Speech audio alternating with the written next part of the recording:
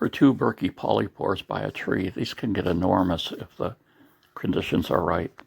Here we have a piece that I cut off. A lot of people say these are too woody and bitter to eat, but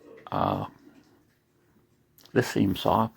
And I've read a lot of people eating them, so I thought I'd get a piece of one and try. You can see it's spongy, still not woody. So we're cutting it up into a bunch of thin slices. You can see the slice thickness there. So we've got about a tablespoon of olive oil in here that we're using, and I've added some salt and pepper. Try to bring out the flavor as much as I can of the original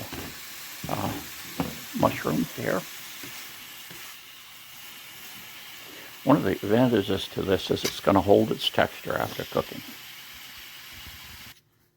So, the all-important taste test.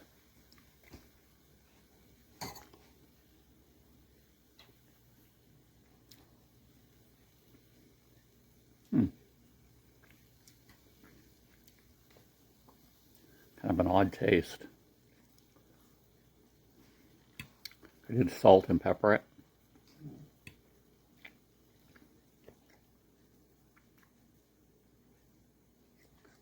It does have a strange, little bit bitter aftertaste.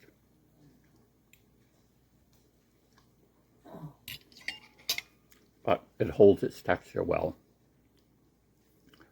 So I've read some people use it as a meat substitute. I could see if you cook a slice of it, it's going to keep some integrity to the structure. Unlike some mushrooms that just turn into mush. So it says it can enhance the flavor of other things that it's cooked with.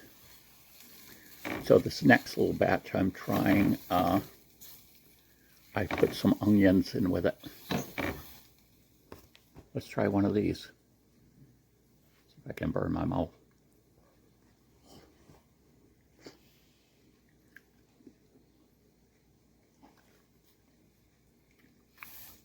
Well, that little bit of I used minced onions, dehydrated onions, because I've got oil there.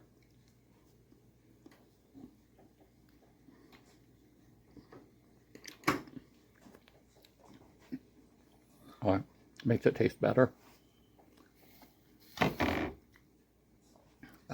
Something else said it had a nutty, woody, earthy flavor. So mushrooms are usually considered an earthy flavor.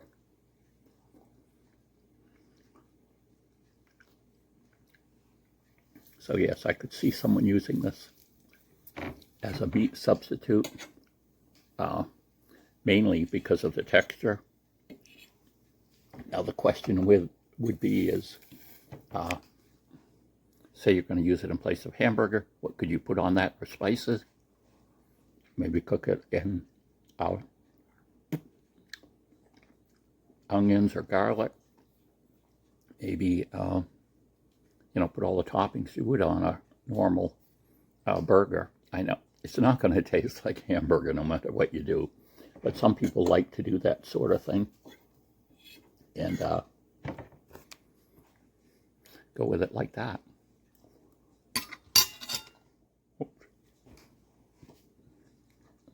In between. Bye.